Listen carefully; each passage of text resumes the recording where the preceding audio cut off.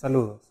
Luego que hemos estudiado los diferentes tipos de sentencias que nos permiten procesar información, ahora entramos al campo donde vamos a tener que ver con algo llamado estructura de datos.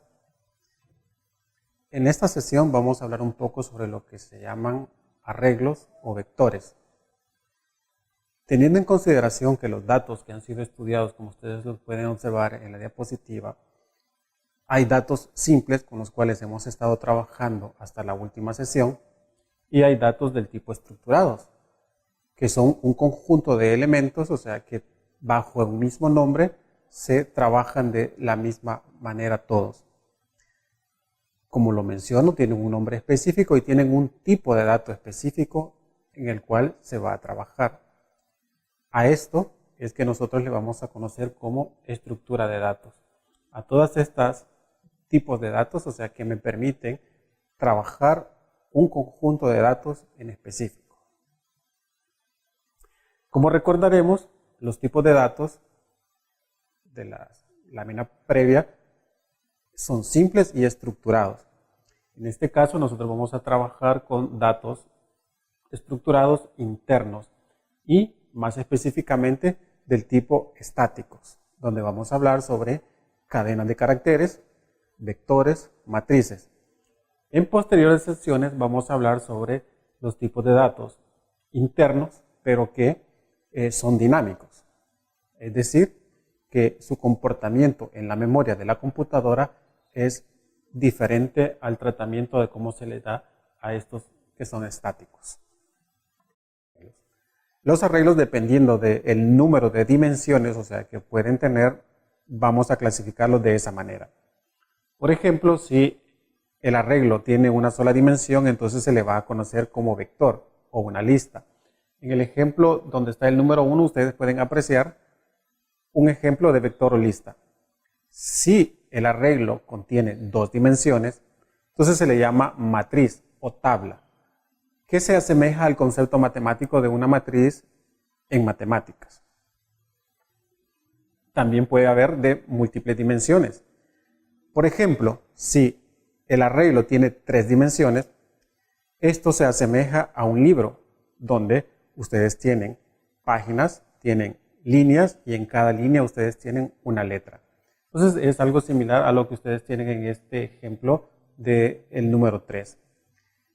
El número de dimensiones realmente no tiene un límite y solo va a depender del tamaño de la memoria que nosotros tengamos disponibles para poder crearlos.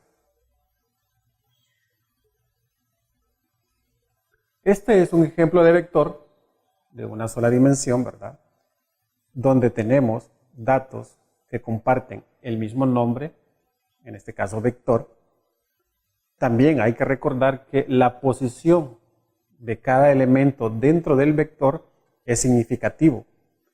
Es decir, o sea, siempre vamos a tener que hacer referencia a la posición en la cual se encuentra un elemento determinado para lograr acceder hacia él. Y normalmente a eso se le conoce como el subíndice del vector o de la lista. Veamos este ejemplo en el cual nosotros tenemos un vector llamado T que contiene las temperaturas de un determinado departamento para el mes de mayo. Es decir, va a tener 31 posiciones para en cada una de las posiciones almacenar la temperatura promedio de ese día en específico. Como ustedes pueden observar, el nombre del elemento viene dado por el subíndice T sub 0. Se refiere al primer elemento del vector T. O, en otro caso, podríamos decir que es el primer día en el cual se tomó la temperatura promedio del vector. Así pues, T sub 1 es igual a 27.8, T sub 30 puede ser 30.4 y así sucesivamente. Esa es la forma en la cual nosotros hacemos referencia a un valor en específico dentro del vector. La representación gráfica en el trabajo con flujogramas es el siguiente. Mediante un modelo de proceso, ustedes colocan las palabras reservadas, reservar memoria de un vector llamado, en este caso, identificador, con el tamaño n. O reservar memoria para el vector, temperatura, corchetes, 31. Es decir, ustedes pueden utilizar un literal, en este caso 31, o una variable, o una constante. O igual puede ser una expresión matemática que lleve a un valor del tipo entero. Esta es la sintaxis, o sea, que representa en C la creación de vectores. En verde ustedes pueden apreciar el tipo de datos, puede ser entero, flotante, doble, caracteres, etc. Los corchetes indican que ese es un dato que va a residir en memoria, el nombre, luego el símbolo de igual, la palabra reservada new, seguido de el tipo de datos que yo quiero crear y entre corchetes la dimensión que yo le quiero dar. Es decir, el número de elementos que va a contener el vector. Y para asignar valores a cada una de esas posiciones, lo hacemos como el ejemplo que ustedes tienen ahí. Si yo quiero asignar el valor de 14 a la primera posición del vector, entonces sería nota sub 0 igual 14. Y tendríamos como resultado esto en memoria. Hipotéticamente debería de ser esa la representación dentro de la memoria. Continuando con la sintaxis de los vectores, vamos a ver ejemplos de la declaración de cada uno de los vectores. En el caso que nos atañe tenemos 3 declaraciones de vectores, uno del tipo entero, llamado alumnos, otro del tipo doble, llamado mi lista, y otro del tipo flotante, llamado temperaturas. En una declaración no se especifica el tamaño del arreglo y este debe de especificarse para poder utilizarlo. Ok, en C, como hemos dicho, ¿verdad? Que es un tipo de datos que se referencia de una clase llamada system.array, que a su vez se deriva de la clase object. Recordémonos que en C todo se deriva de la clase object. Luego que ustedes han hecho la declaración, ustedes no pueden asignar datos mientras ustedes no hayan definido el tamaño de la memoria que van a utilizar. Para hacer eso, ustedes necesitan un operador que se llama new. Este operador new lo que les permite es hacer esa reserva de memoria que ustedes van a utilizar al momento de la ejecución de su programa. Ejemplo de la asignación que ustedes tienen de memoria es este, donde tienen nombre del arreglo, el símbolo de igual, la palabra reservada new, el tipo de dato que ustedes van a crear, que lógicamente debe de concordar con la declaración, y el tamaño que ustedes le van a dar, justo como lo vimos en la sintaxis. En este caso, en una misma línea ustedes pueden tener la declaración y la asignación de la memoria. Mi lista es igual a new doble 5. Temperaturas es igual a new float 31. Entonces, la representación visual en memoria será algo parecido a lo que ustedes tienen ahí. Hay que tener mucho cuidado cuando ustedes inicializan un vector mediante esta forma. Si ustedes por error colocan en la primera sentencia 4 y luego asignan 5 valores para inicializar ese vector, entonces, como lo dice acá, va a generar un error. La forma o la representación para leer o para escribir dentro de un vector son las siguientes representaciones. Normalmente, como lo hemos visto también en clases previas, cuando nosotros tenemos el conocimiento de cuántas veces se tiene que hacer una iteración en un programa, entonces lo más recomendable es utilizar un lazo for. Normalmente las lecturas y las escrituras de ese tipo de datos van a ser mediante un lazo for. Como en el primer caso de la lectura, ustedes tienen un for inicializado en 0. Recordémonos que todos los vectores, el primer valor con un subíndice va a ser 0, no va a ser 1. Luego ustedes tienen menor o igual que 4, que es la condición bajo la cual se va a estar ejecutando, y luego incrementando el valor en 1. En este caso pues estamos haciendo, leyendo el vector h, parseando al tipo float de un dato que ha sido digitado en consola. Para la escritura o el vaciado, pues normalmente utilizamos un lazo for, o quizás para hacerlo más eficiente podríamos utilizar un lazo for each. Veamos un ejemplo de aplicación de los vectores. Se tiene como problema una lista de 10 valores del tipo enteros, y en la cual nos están pidiendo que vayamos a calcular cuál es el valor máximo y en qué posición se encuentra ese valor. Entonces vamos a recorrer un vector con una serie de valores, y cuando encontremos cuál es el máximo valor dentro de esa lista, entonces decimos cuál es y vamos a decir está en tal posición.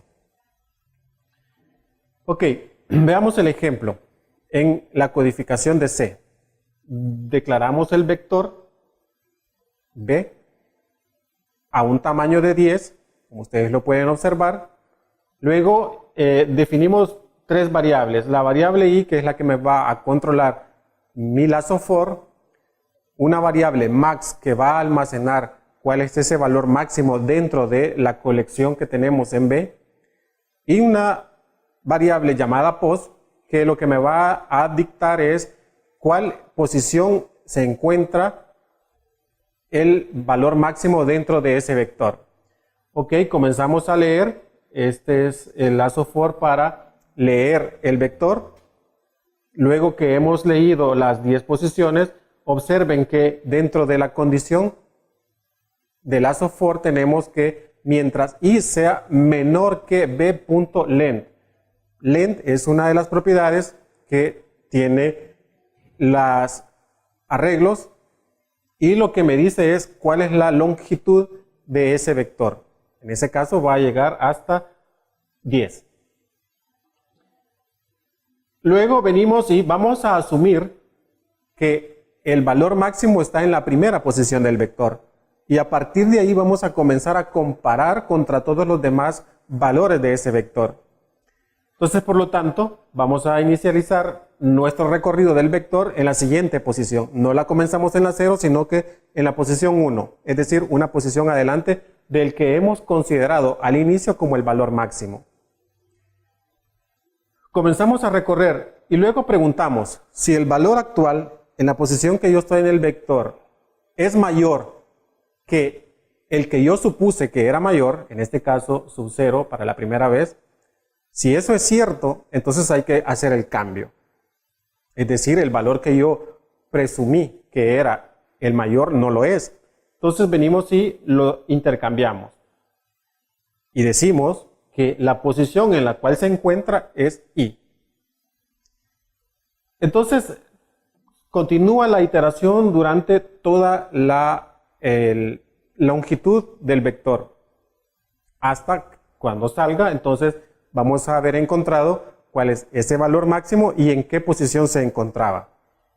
En el caso que podemos observar acá, utilizando la misma lógica del código anterior, solo que utilizando el lazo for each, como ustedes lo pueden ver, su forma es mucho más simplificada que su forma del lazo for. Ahora, recordémonos que el lazo for each no puede ser utilizado para leer un valor dentro de la colección que yo estoy recorriendo, solamente para poder escribirla. En este caso no la estamos escribiendo, simplemente la estamos tomando y comparándola. En este caso también estamos utilizando la variable auxiliar i para verificar en qué posición se encuentra, ¿verdad? Inicialmente puede estar en la 0, pero a medida que entramos y iteramos por el lazo for each, vamos incrementando ese valor. Entonces, como la variable que me controla cada uno de los elementos dentro del vector es x, como ustedes lo pueden apreciar en la sintaxis donde dice for each int x, int es el tipo de datos del cual el vector tiene valga la redundancia, los datos, ¿en dónde? En el vector b. Entonces vamos a iterar a través de esa colección de datos que están en esa variable que se llama b, para encontrar cuál es el máximo valor dentro de esos datos. Algunos métodos que ustedes pueden utilizar y que son muy adecuados a la hora de estar trabajando con arreglos son estos que pueden apreciar ustedes acá. En el primer ejemplo, array.copy, lo que hace es que copia parte de una matriz o de un vector a otro vector, comenzando desde el primer elemento hasta el dato que se coloca en la parte donde dice int. Array.copy2 me permite copiar todos los elementos de un objeto unidimensional hacia otro objeto del mismo tipo. Dentro de los más utilizados está array.find, que lo que me hace es hacer una búsqueda dentro de ese vector, y array_index_of lo que me va a dar es, ok, encontré ese dato dentro del vector, entonces ¿en qué posición se encuentra? Es decir, todo aquello que hicimos con el lazo for, me permite hacerlo para encontrar una posición específica de un dato. Es decir, si ya hemos encontrado cuál es el valor mayor, entonces le decimos index of de ese dato. Cuando me lo encuentre, él me va a retornar en qué posición del vector se encuentra. Y el último que tenemos por acá, array.sort, lo que me va a permitir es ordenar una colección de datos de menor a mayor. O si lo vuelvo a ordenar, me lo va a hacer de mayor a menor.